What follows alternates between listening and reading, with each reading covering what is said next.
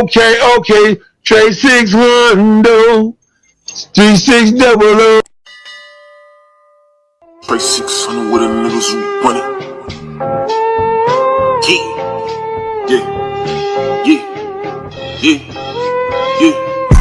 Yeah. Trey 600, 3600. Trey 600, 3600. And now, our feature presentation. You know what I'm saying? So we pranked the nigga, we put sugar and mustard and all kind of shit on the nigga armpit. Nigga sleep. So we put all kind of shit on the nigga armpit so the nigga kicked T.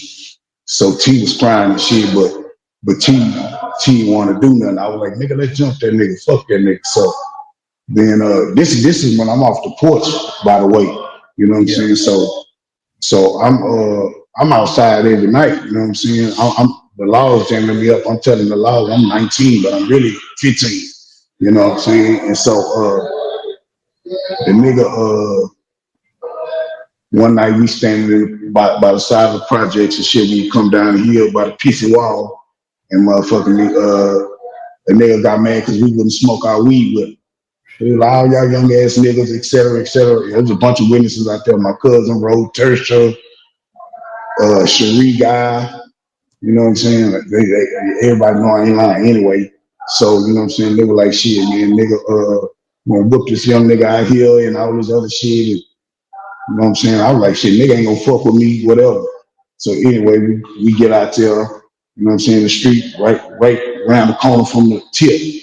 And the tipping in. Shit, me and the nigga square up. I swang wild, the nigga weaved and slammed me in the dirt. Y'all know, if you know anything about the north side, any of them houses coming down the hill, them shotgun houses ain't have no grass in them motherfuckers. You know what I'm saying? All dirt. You know what I'm saying? So it was sidewalk, but shit wasn't no curb or nothing. You know what I'm saying? Yeah. So the nigga slammed me, and boom. So you know what I'm saying? Nigga got me on the ground choking me. Shit, yeah, I told you I was gonna whoop this young nigga, et cetera, et cetera. So then I'm like, bitch ass nigga, you better not let me get up. So boom, I get up. The nigga get up off me, and I get up, and he walking off, and I went right in the side of that nigga ear, boom. Hood the nigga out after that. Yep. I was 15 then. That was like my first fight. Besides, you know, fighting with my homeboys and shit in the hood, that was like my first real fight in the hood. Yeah. Lil Clyde was there. Yeah. Lil Clyde was there. Lil Clyde the one Ed to fight on. You know what I'm saying? Yeah. All right.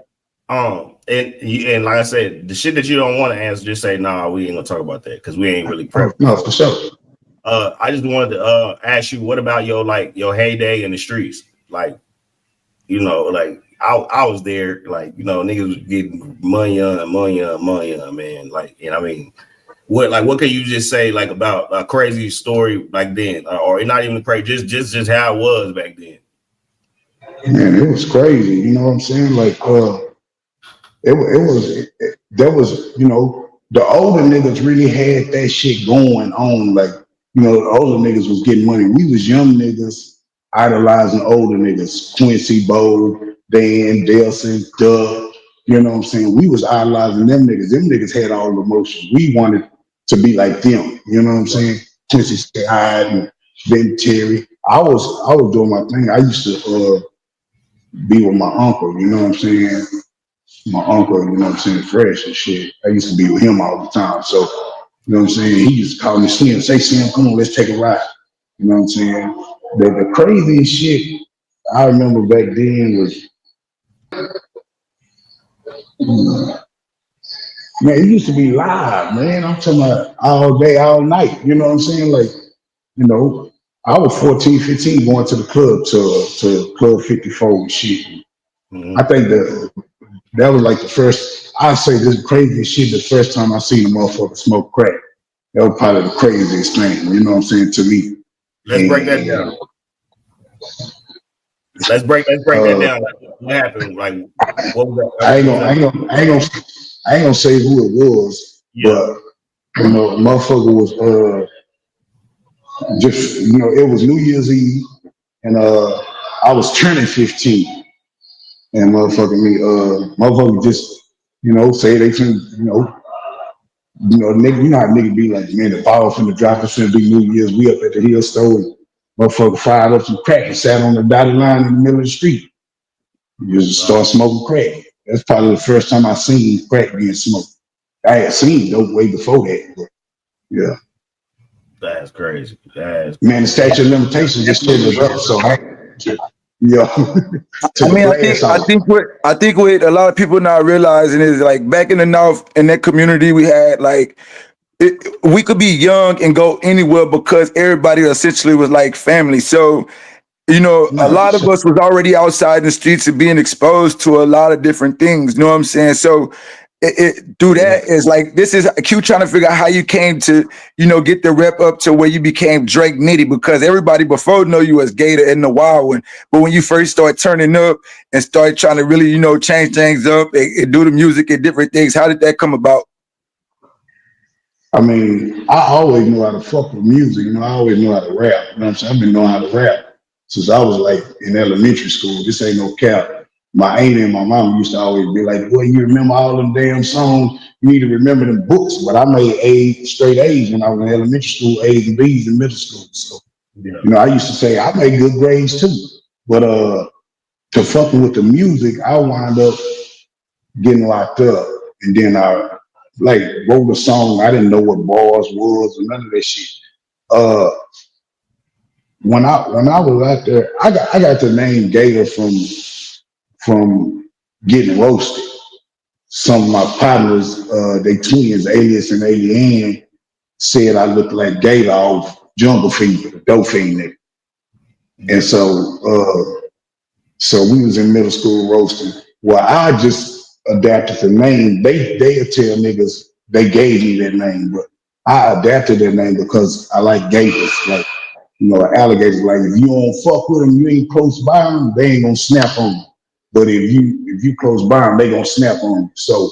So I took the name Gator and ran with it. Got it tatted when I was 14, and then from there, I basically just started to fuck with music, but not fuck with it on a level of trying to make it with music until 05 when I ran into my nigga AB. AB came home. He had these dreams like, man, nigga, we can do this, we can do that. And then at the time, like different niggas in Texas was popping. DSR had just signed a deal. Swisher House had got a deal. He was like, man, we could do this. So we would go to the studio and be paying motherfuckers for studio time. I know y'all know Drophy. This one he was going by Drojo. And this one they had Rock Bottom, him, Willie Nickel, Big Jive.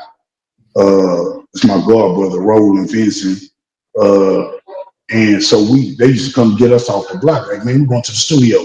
Dollar Bill was producing for us. You know what I'm saying? So we would be buying tracks from him, going to the studio and fucking around. And so they had lost their studio, and me and AB was on some shit like, well, really, I'm saying me and AB, but AB was on some shit like, man, these niggas ain't going right with the studio shit because that's where they posted. This how they supposed to be. Their bills for whatever reason.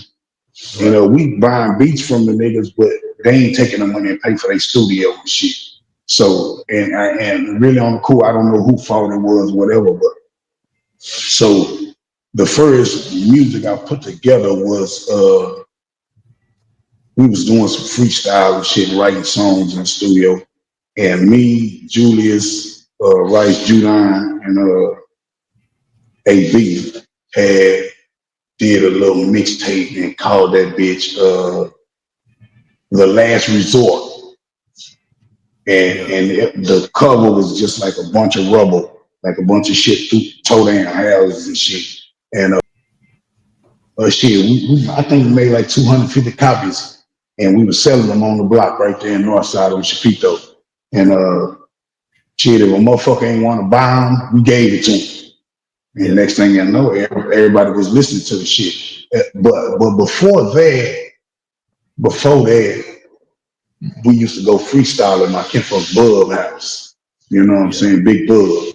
And Big Bub had all the equipment. Big Bub a hell of a DJ. He just don't, you know what I'm saying? That if anything ever I heard close to Screw, it's Big Bub.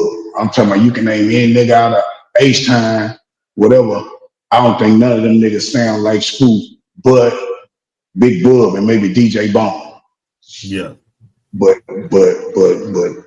Bub had that skill, and so we used to go over there and freestyle and shit. And Bub would, you know, give us a copy, and we'd just ride around and play that shit. That was before that TV shit. Mm-hmm. Yeah. So was there any like influences from the hood that kind of really made you motivate you more to go rap, or is like anybody you looked up to from the hood that was doing music that made you feel like that you could do it and be successful at it? Well, I don't think nobody from the hood was successful at it, but I seen niggas doing it, Creon and Fatland. You know what I'm saying? And I know that them niggas had like almost had actually signed with Rap-A-Lot or something back in the day. You know what I'm saying? And that's another place I used to be going to rap at, fucking with Creon. You know what I'm saying? When New Money was like one, I was there the first time he ever got on the mic. Yeah. New Money, yeah, my little kinfolk. Yeah. But yeah, them Creon, you know, whatchamacallit used to DJ back in the day. My kinfolk Bobby, my god brother, Bobby Lewis. But I never really like seen nobody that like made it or fuck with music on a level of trying to Mr. Mike. You know what I'm saying? You know, he Money Wise, Belfield. Money Wise, Belfield, yeah, for sure. So, yeah. You right. Yeah, they used to be, you know, at the store. I used to fuck with Belfield at the store and shit. He always, man, let me play this for you. You know what I'm saying? Yeah. And seafood. You know what I'm saying? Mm-hmm. Yeah. Yeah, they slipped my mind, but yeah, for sure. Them, yeah. Seeing them now. Trey 600, hey, this the drop right here. If you ain't with it, you getting dropped, baby. Get with it before you get left behind, baby. Yes, sir. Hey. Chill, what it do to see a GM at ATX, you know what I'm saying? Got about 6 white girls in the condo. Head honcho, sold a nigga 9 like Rondo. Matter of fact, after that, had to call one nigga Trey 600. You know what I'm talking about? Get you some real footage, man. Some real shit, some real quality filming going down. That's what the business is. ESG, HUC, I said that. Yes, sir. Wow. Get it. Yes, sir. Y'all know what it is. Coalition DJ Fame. Out here on 6th Street. Yes, my brother, Trey 600. Twin TV. I love you, brother. Keep doing your motherfucking thing, man. Y'all know the motherfucking time we turn it up. Y'all know what it is. Trey 600. Yeah. What's up? It's your boy OG T Will. You know, Funky Town Finest, man. Y'all subscribe to my channel, T Will 817. I heard with Trey 600, man. Y'all subscribe to him too, you hear me? Where the content is always hot, baby. Y'all nigga go fuck with my boy Trey 600, man. Y'all nigga go shout out my merch. You feel me? Cut different merch, man. Yes, sir. Y'all tap in. Straight up. Yep. Hey, man, like I said, it's real good. Fuck with supporters, man. No bullshit. Niggas see you I rocking. just seen my boy. I say, damn, that's my boy Trey 600. That shit That's crazy. a fact. Though. That's a fact. Hey, nah, for real though, this for anybody out there. I ain't gonna lie. If you want to go start that channel, go start that bitch. I'm telling you, this a little binder right here. This is a sign right here. Facts. All right.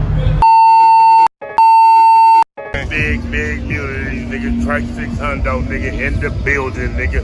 Talk to me. I talk back. Here we got a Trey 600.